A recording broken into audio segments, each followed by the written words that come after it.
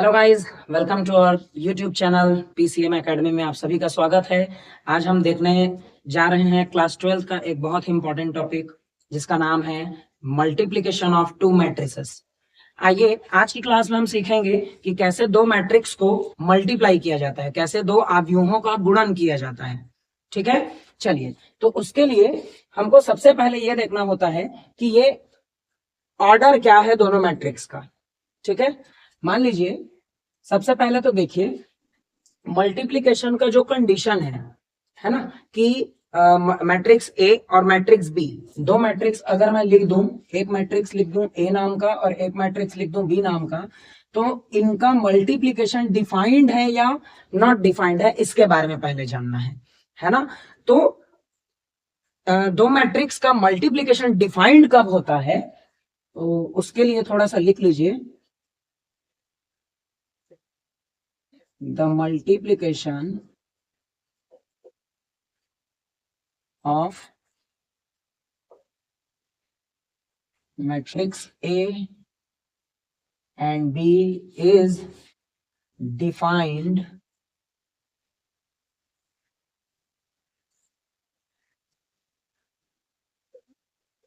only when the number of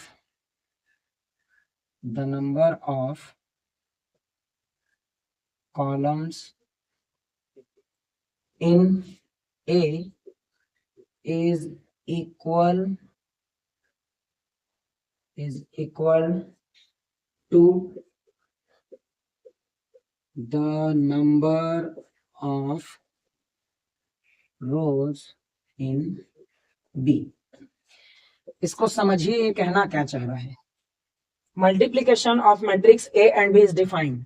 matrix A दो आव्यूह हैं ए और बी, इनका मल्टीप्लीकेशन तभी संभव है जब the number of columns in A, जब ए में जितने नंबर ऑफ कॉलम है वो इक्वल टू होना चाहिए the number of row in B, वो बराबर होना चाहिए बी के रो के इक्वल। ठीक है, आप ऐसा कर सकते हैं, मान लीजिए ए का ऑर्डर है m क्रॉस n का और b का ऑर्डर है n क्रॉस p का। तो आपको यह देखना है ये नंबर ऑफ कॉलम है वो इक्वल होना चाहिए नंबर ऑफ रो के। फर्स्ट वाला जो मैट्रिक्स है उसमें का जो नंबर ऑफ कॉलम है, इसको आप लिख सकते हैं the number of column, the number of columns वो इक्वल होना चाहिए सेकंड वाले रो मैट्रिक्स के द नंबर ऑफ रोज के इक्वल। ठीक है, कहने का मतलब इसमें का कॉलम देखना है और इसमें का रो देखना है, वो दोनों अगर इक्वल हैं तब मल्टीप्लिकेशन पॉसिबल है, अदरवाइज हम मल्टीप्लिकेशन को पॉसिबल नहीं कर सकते। क्लियर? चलिए, अब ये तो हो गया, ये पॉसिबिलिटी है उसकी। ये डिफाइंड कब होगा कि जब ए में नंबर ऑफ कॉलम जितने हैं बी में उतने नंबर ऑफ रो होने चाहिए। अब जब ये ए बी बन जाएगा, मान लीजिए मल्टीप्लिकेशन हो जाएगा, तब इसका ऑर्डर क्या होगा, तो इसका ऑर्डर होगा m क्रॉस p का, इसका ऑर्डर होगा क्या, m क्रॉस p का। ठीक है, फॉर एग्जाम्पल, चलिए ये तो कंडीशन था, ये कंडीशन तो आपको समझ में आ गया। फॉर एग्जाम्पल अगर मैं देखूं यहाँ पे कि मेरे पास एक मैट्रिक्स है, एक मैट्रिक्स है ये है 3 क्रॉस 2 का और एक दूसरा मैट्रिक्स है वो है 2 क्रॉस 3 का। क्लियर हो गया? तो देखिए इसमें टोटल नंबर ऑफ कॉलम, इसमें टोटल नंबर ऑफ रो, ये दोनों क्या है, इक्वल हैं, तो ए बी तो पॉसिबल हो गया। अब ए बी जब मल्टीप्लाई करके एक मैट्रिक्स बनेगा, मल्टीप्लाई करके एक मैट्रिक्स बनेगा, तो उसमें जो एलिमेंट्स होंगे वो कितने क्रॉस कितने के होंगे, तो वो इतने क्रॉस इतने के होंगे, वो बनेगा 3 क्रॉस 3 का। क्लियर हो गया? तो ये था मल्टीप्लिकेशन ऑफ मैट्रिसेस। अब मैट्रिक्स का मल्टीप्लिकेशन होता कैसे है, आइए इस पे इसको सीखते हैं। ठीक है, चलिए फॉर एग्जाम्पल मान लीजिए मैं एक मैट्रिक्स ले रहा हूं, एक मैट्रिक्स मैंने लिया 1 0 2 3 1 2 एंड एक मैंने B नाम का मैट्रिक्स लिया, इसमें ले लिया मैंने 2 3 1 3 1 2। ठीक है, चलिए सबसे पहले तो हम A को देख लें। तो A का ऑर्डर है 3 क्रॉस 2 का, 1 रो, सेकंड रो, थर्ड रो और 2 कॉलम, 3 क्रॉस 2। B को अगर हम देखें तो ये है 2 क्रॉस 3 का, ये है कितने क्रॉस कितने का, 2 क्रॉस 3 का। बताइए एक में जितना कॉलम है दूसरे में उतना रो है, यस, तो ये इक्वल है। तो हमारा जो ए बी रिजल्ट देगा वो होगा 3 क्रॉस 3 का। क्लियर? तो ये तो यहां से ये एक चीज तो समझ में आ गया क्या, कि इस मैट्रिक्स और इस मैट्रिक्स का मल्टीप्लीकेशन पॉसिबल है, इन दोनों का मल्टीप्लीकेशन किया जा सकता है, दोनों का गुणा किया जा सकता है। ठीक है, चलिए अब गुणा होगा कैसे तो उसको देख लेते हैं। तो ये तो कंडीशन है, हमें तो नॉर्मल हम इसको चेक करके बता सकते हैं कि इनका गुणा होगा कि नहीं होगा। अब चलिए ए बी में हम पहले लिखेंगे ए को 1 0 2 3 1 2। ठीक है, इसके बगल में हम लिखेंगे 2 3 1 3 1 2। क्लियर? अब देखिए मल्टीप्लीकेशन कैसे होगा। तो मल्टीप्लीकेशन इसका होगा, फर्स्ट वाले मैट्रिक्स के रो के एलिमेंट को देखना है और सेकंड वाले मैट्रिक्स के कॉलम के एलिमेंट को देखना है। फर्स्ट वाले का रो देखना है और सेकंड वाले का कॉलम देखना है। ठीक है, अब इसमें यह ध्यान में रखिएगा, फर्स्ट वाले का जो रो नंबर 1 है, ये रो नंबर 1 है, ये सबसे पहले मल्टीप्लाई करेगा C1 के साथ, फिर ये मल्टीप्लाई करेगा C2 के साथ और फिर ये मल्टीप्लाई करेगा C3 के साथ। माने कि पहला रो जब तक तीनों कॉलम के साथ अलग अलग मल्टीप्लाई नहीं कर लेता तब तक हमको सेकंड रो को टच नहीं करना है। क्लियर? तो पहला वाला रो पहले कॉलम के साथ मल्टीप्लाई करेगा, फिर पहला वाला रो दूसरे वाले कॉलम के साथ मल्टीप्लाई करेगा, फिर पहला वाला रो तीसरे कॉलम के साथ मल्टीप्लाई करेगा। उसके बाद फिर R2 की बारी आएगी, R2 भी पहले कॉलम के साथ मल्टीप्लाई, फिर सेकंड कॉलम के साथ मल्टीप्लाई, फिर थर्ड कॉलम के साथ मल्टीप्लाई, फिर ये R3 का नंबर आएगा वो C1 के साथ, फिर C2 के साथ और फिर C3 के साथ मल्टीप्लाई करेगा। क्लियर हो गया? चलिए तो सबसे पहले चलते हैं R1 को लेकर के C1 के पास। तो यहाँ पे देखिए R1 का मल्टीप्लाई होगा C1 के पास। R1 में आपके पास कौन कौन सा एलिमेंट है, तो 1, 0 है और C1 में कौन कौन सा एलिमेंट है, तो 2, 3 है। इसमें से पहला वाला पहले के साथ मल्टीप्लाई करेगा, दूसरा वाला दूसरे के साथ मल्टीप्लाई करेगा। यहाँ पे आपके पास 2 एलिमेंट हैं और यहाँ पे भी 2 एलिमेंट हैं, तो पहले वाले को पहले वाले के साथ कराइए और दूसरे वाले को दूसरे वाले के साथ मल्टीप्लाई कराइए। अच्छा ध्यान रहे, उसके बाद इसको लिखना कैसे है, तो प्लस के साइन के साथ लिखना है। किसके साथ लिखना है? प्लस के साइन के साथ। अगर मल्टीप्लीकेशन में मैथमेटिकल ऑपरेशन के थ्रू अगर वो नेगेटिव हो रहा है तो वो नेगेटिव जाएगा, अदरवाइज हम उसको लिखेंगे प्लस के साइन के साथ। क्लियर? चलिए तो यहाँ पे देख लीजिए, ये 1 0 है, यहाँ पे 2 एलिमेंट, ये 2 एलिमेंट ऐसे मल्टीप्लाई करेंगे C1 के साथ। तो 1 के साथ करेगा 2, तो 2 1s are 2, प्लस 0 के साथ करेगा 3, तो 3 0s are 0। R1 ने C1 के साथ मल्टीप्लाई कर लिया, अब यही R1 C2 के साथ मल्टीप्लाई करेगा। अब बात तो तब आती है कि ये ठीक है, ये इसके साथ मल्टीप्लाई करेगा तो जरूर, लेकिन लिखेंगे कहाँ पे? तो ध्यान रखिएगा, जब तक R1 मल्टीप्लाई कर रहा है तब तक R1 में एलिमेंट लिखाएगा। हम एलिमेंट्स को कहाँ पे लिखेंगे? जो रिजल्टेंट उसका आएगा उसको। जब तक R1 मल्टीप्लाई कर रहा है वो तब तक R1 में ही लिखाते रहेगा। देखिए अभी R1 C1 के साथ मल्टीप्लाई किया तो हमने यहाँ पे लिख दिया। अब R1 C2 के साथ मल्टीप्लाई करेगा तो जो रिजल्ट आएगा वो R1 के मिडिल वाले सेक्शन में उसको हम लिखेंगे। क्लियर हो गया? चलिए अब 1 और 0 का मल्टीप्लाई होना है 3 और 1 के साथ, है ना? तो 1 का 3 के साथ तो 3 1s are 3 और 0 का 1 के साथ तो 1 0s are 0। अभी भी R1 C3 के साथ मल्टीप्लाई करेगा तो R1 में ही उसका एलिमेंट लिखेंगे। 1 का 1 के साथ तो 1 और 0 का 2 के साथ तो 0। अब देखिए, अब इसमें और कोई कॉलम तो नहीं बचा। अब R1 का मल्टीप्लाई हो गया तो अब हम देखेंगे R2 का। R2 पहले C1 के साथ मल्टीप्लाई करेगा, फिर R2 C2 के साथ करेगा, फिर R2 C3 के साथ मल्टीप्लाई करेगा। क्लियर? अब R2 का C1 के साथ मल्टीप्लाई करेंगे तो R2 का कैसे होगा देखिए, R2 के एलिमेंट में क्या है, R2 का एलिमेंट है 2,3 है ना, और वो मल्टीप्लाई करेगा C1 के साथ, तो C1 में क्या है 2 3, C1 में क्या है 2 3, मैंने आपको पहले ही बताया, पहला वाला पहले के साथ, दूसरा वाला दूसरे के साथ, बीच में प्लस का साइन रहेगा। चलिए इसका इसके साथ मल्टीप्लाई करेंगे तो 2 का 2 के साथ मल्टीप्लाई होगा तो 2 2 जार 4, 3 का 3 के साथ होगा तो 3 3 जार 9। अब इस 2 3 का C2 के साथ होगा, C2 में आप लिख दीजिए 3,1, 2 का 3 के साथ तो 2 3 जार 6 और 3 का 1 के साथ तो 3 1 जार 3। क्लियर हो गया? ये C2 हो गया था, है ना। अब उसके बाद बारी है C3 की। रो 2 अभी चल रहा है क्योंकि उसने C3 के साथ मल्टीप्लाई नहीं किया है, तो R2 का C3 में क्या है 1, 2, तो 2 का 1 के साथ 2 1 जार 2 प्लस 3 का 2 के साथ तो 3 2 जार 6। ये हो गया। अब किसकी बारी है? अब बारी है R3 की। R3 पहले C1 के साथ करेगा, है ना, R3 पहले C1 के साथ मल्टीप्लाई करेगा, फिर वो किसके साथ मल्टीप्लाई करेगा, C2 के साथ करेगा, फिर वो C3 के साथ करेगा। चलिए R3 में कौन कौन सा एलिमेंट है 1 और 2, C1 में पहले तो 2 1 है, पहला वाला पहले के साथ करेगा तो 1 2 जार 2 और 3 2 जार 6।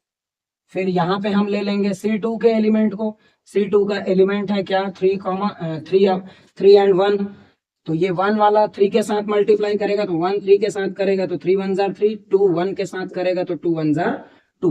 फिर C3 के साथ उसका मल्टीप्लाई करना है, C3 में क्या है 1 2, 1 1 के साथ करेगा तो 1 1 जार 1 और 2 2 जार 4। ये हो गया। ये जो रिजल्ट आया है ये वैल्यू है ए बी का। अब इसको हम थोड़ा सा छोटा कर लेंगे, 2 प्लस 0 बोले तो 2, 3 प्लस 0 बोले तो 3, 1 प्लस 0 बोले तो 1, 9 एंड 4 13, 6 एंड 3 9, 6 एंड 2 8, 6 2 8, 5 5। ये आपका हो जाएगा आंसर। क्लियर हो गया? इसमें ध्यान रखना ये है कि जब तक पहले वाले मैट्रिक्स का रो सेकंड वाले मैट्रिक्स के सारे कॉलम्स के साथ मल्टीप्लाई नहीं कर लेता है तब तक हम सेकंड रो में नहीं जा सकते हैं। पहले R1 को हमको लेना है, उसका बारी बारी से C1 के साथ, C2 के साथ, C3 के साथ हमको क्या कराना पड़ेगा, मल्टीप्लाई कराना पड़ेगा। ठीक है, चलिए फटाफट से इसका स्क्रीनशॉट ले लीजिए, फिर एक एग्जाम्पल और देखते हैं, फिर आपको और भी ये धीरे धीरे क्लियर होते जाएगा।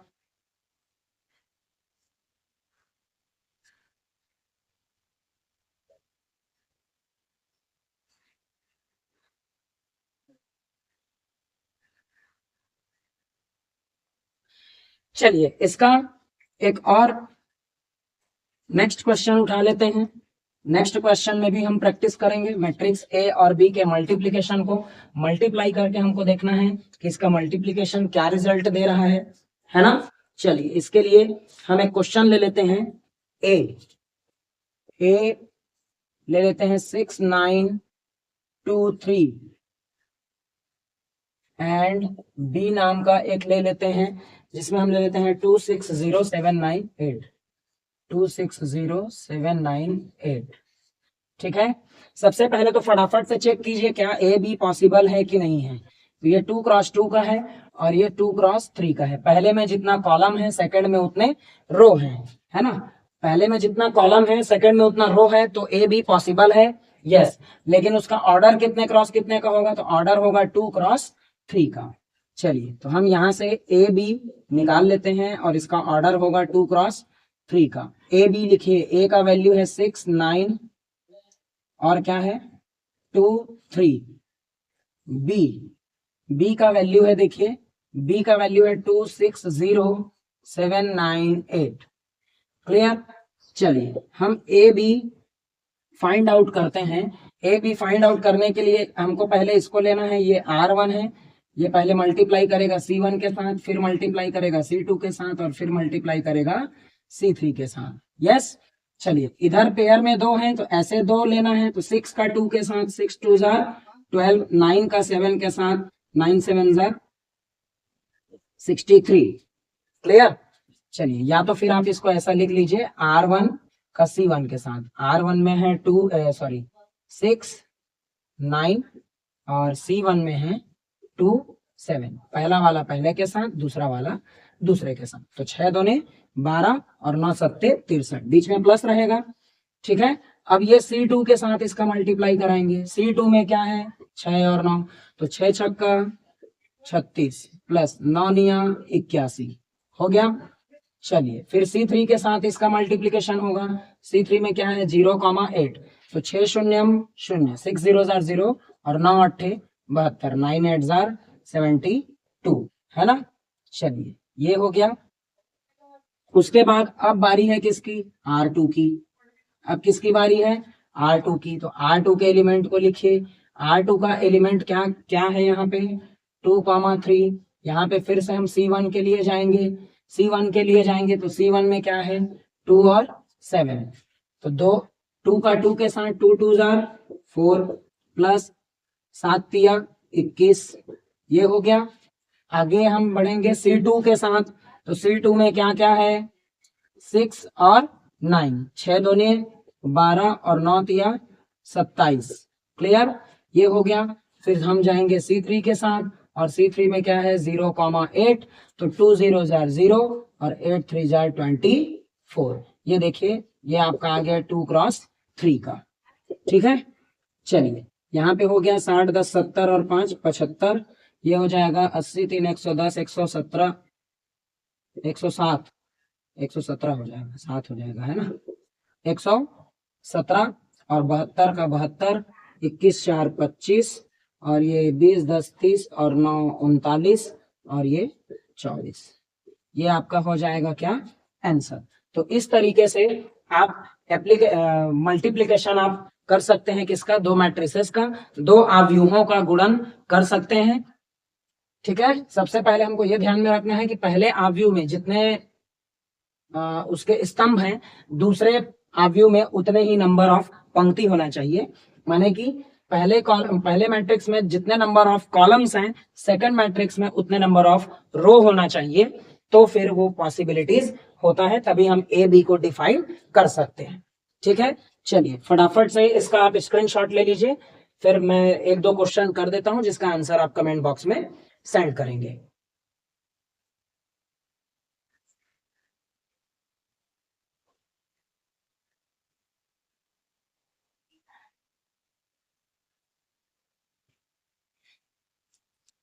चलिए मैं एक दो क्वेश्चन यहाँ पे लिख देता हूं जिसका आप आंसर मुझे कमेंट कीजिएगा, या अगर मल्टीप्लिकेशन में और किसी भी प्रकार का कोई दिक्कत है, कोई चीज समझ में ना आए तो उसको भी आप पूछिएगा, है ना। चलिए यहाँ पे मैं दो मैट्रिक्स लिख देता हूं जिसको आपको मल्टीप्लाई करके फाइंड आउट करके बताना है। ठीक है, चलिए मैंने लिख दिया यहाँ पे a is equal to -1 2 0 -1 and b is equal to मैंने लिख दिया 2 3 1 3 -2 4। ठीक है, एक क्वेश्चन ये हो जाएगा, इसका मल्टीप्लिकेशन आपको फाइंड करके बताना है। अगला क्वेश्चन लिख लीजिए 2 3 4 5 1 -2, इसका मल्टीप्लाई करना है आपको b के साथ। b में क्या है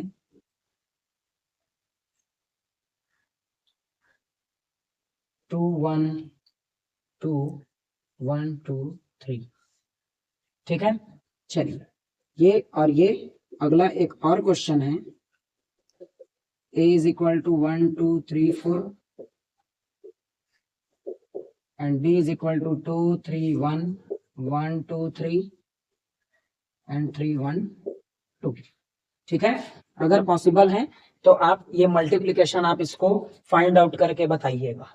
क्लियर, चलिए इसके नेक्स्ट वीडियो में हम देखेंगे कि आगे इससे रिलेटेड कौन कौन सा क्वेश्चन होता है, कैसे उसको सॉल्व करते हैं। अभी आगे हम उसी को पढ़ेंगे, तब तक आप इसको सॉल्व कर लीजिएगा, ठीक है।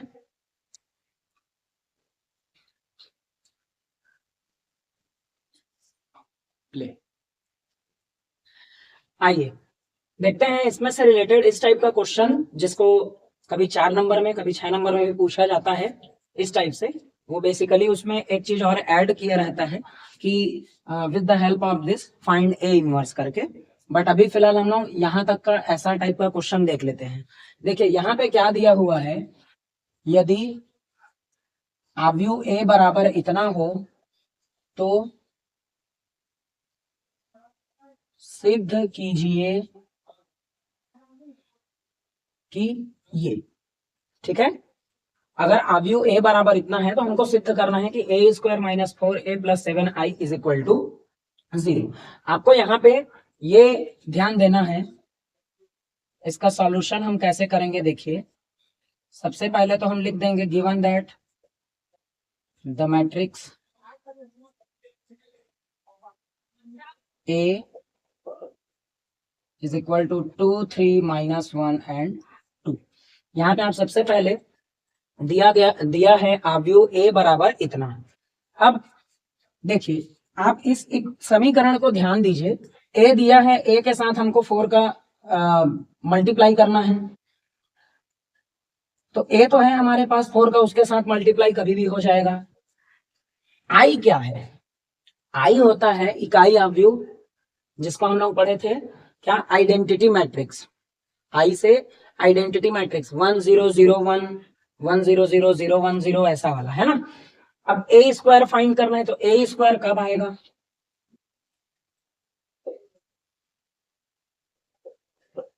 ए का स्क्वायर जब हमको करना है तो ये आएगा ए इंटू ए करने से आएगा। चलिए तो ए स्क्वायर ही हम पहले फाइंड कर लेते हैं।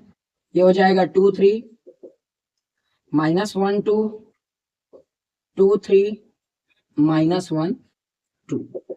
बताइए इसमें का रो पकड़ना है और इसमें का कॉलम, ठीक है। रो का मल्टीप्लीकेशन कॉलम के साथ, तो 2 का 2 के साथ 2 2 4 और 3 का माइनस 1 के साथ माइनस 3। अब ये अभी R1 ही काम करेगा, R1 सेकंड रो कॉलम के साथ मल्टीप्लाई करेगा, तो 2 का 3 के साथ 2 3 6 और 3 का 2 के साथ प्लस 3 2 6। R1 का फर्स्ट कॉलम सेकंड कॉलम दोनों के साथ हो गया। अब R2 का फर्स्ट कॉलम और सेकंड कॉलम के साथ मल्टीप्लीकेशन होना है। चलिए R2 में क्या है, माइनस वन का 2 के साथ माइनस 2 और 2 का माइनस 1 के साथ भी माइनस 2। क्लियर। अब R2 का सेकंड कॉलम के साथ मल्टीप्लाई होगा, तो माइनस 1 का 3 के साथ माइनस 3 और 2 का 2 के साथ प्लस 4। ये बन गया आपका 1, नीचे में माइनस 4, 6 और 6 12 और 4 माइनस 3 1। ये आपका वैल्यू आ गया किसका, ए स्क्वायर का, ठीक है। अब देखिए हम यहाँ पे नाउ करके लिख सकते हैं, अब करके आप लिख सकते हैं ए square minus 4a plus 7i। चलिए ए स्क्वायर का जो मान आया है उसको देख लेते हैं, तो उसका आया है 1 1 12 माइनस 4 1 माइनस 4 के साथ ए का मल्टीप्लाई होना है। ए नाम का हमारा जो मैट्रिक्स है, ए मैट्रिक्स क्या है 2 3 माइनस 1 2 प्लस 7 के साथ आई का मल्टीप्लाई होना है। आई किसको बोलते हैं, आइडेंटिटी मैट्रिक्स, तो 0 1 1 1 0 0 1, ठीक है। चलिए ये हो गया 1 12 माइनस 4 माइनस 1। क्लियर।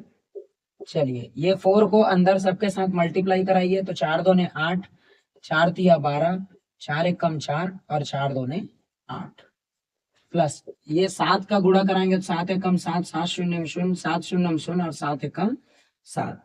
अब आपको पता है प्लस और माइनस कैसे करते हैं, सबका पहला पहला वाला, तो 1 के बाद माइनस है तो 8, माइनस और 8 और प्लस और 7 हो गया। फिर 12 के बाद माइनस 12 और प्लस 0, माइनस 4, ये माइनस और ये माइनस का मल्टीप्लीकेशन +4 और प्लस इसमें का 0, फिर आ जाएगा 1, ऋण 8 और धन 7। देखिए ये 7 और 1 8, 8 माइनस 8 बोले तो 0, 12 माइनस 12 बोले तो 0, 4 माइनस 4 बोले तो 0 और 8 माइनस 8 बोले तो 0। कुल मिला के हम इसको क्या लिख सकते हैं, शून्य अवयव लिख सकते हैं। शून्य अवयव को थोड़ा सा डार्क रखते हैं और यहाँ पे हम लिख सकते हैं हेंस प्रूव्ड। Hence proved. हमको ये बताना था कि इसको हल करने पर क्या आ रहा है, 0 आ रहा है। तो हमने a² का मान ले लिया, a के साथ -4 को ले लिया, i के साथ 7 को ले लिया। जब इसको हम हल किए तो क्या आ गया, 0 आ गया। तो इस प्रकार से इस टाइप के जितने भी क्वेश्चन हैं उसको हमको सॉल्व करना है। ऐसे क्वेश्चंस भी आपके एग्जाम के लिए इंपॉर्टेंट हैं, है ना। तो इसको भी आप अच्छे से सॉल्व कीजिएगा। क्लियर हो गया। चलिए फटाफट से इसका स्क्रीनशॉट ले लीजिए, तब तक मैं एक क्वेश्चन लिख देता हूं और फिर आप लोग उसको सॉल्व करेंगे, ठीक है। चलिए भाई,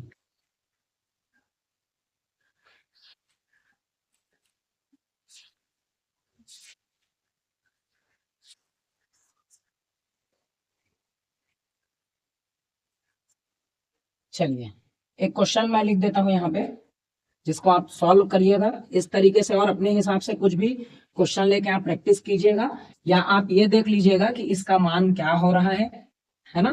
ये तो सिद्ध करना था 0, तो हमने अप्लाई किया और ये सिद्ध हो गया, ठीक है। अगर आपसे कुछ और क्वेश्चन पूछा जाए तो आप उस टाइप के क्वेश्चन को भी हल कर सकते हैं, ठीक है। चलिए, हाँ साउंड आया, वहां पर को काटना पड़ेगा। ऐसे कपड़ा को ऐसे कर दीजिए, थोड़ा ऐसे इधर कर दीजिए। एक प्रश्न हम ले लेते हैं। If a is equal to 1 2 2 1,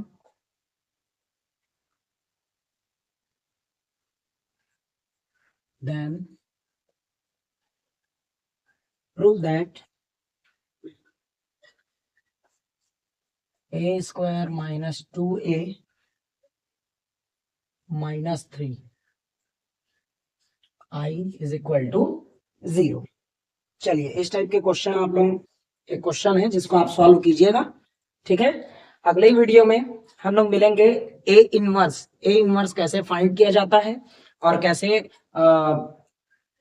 elementary operation के थ्रू हम ए इनवर्स कैसे फाइंड कर सकते हैं और कैसे उसको ऑपरेट करना है, वो मैं यहाँ पे सिखाऊंगा अगले वीडियो में। तब तक के लिए जय हिंद।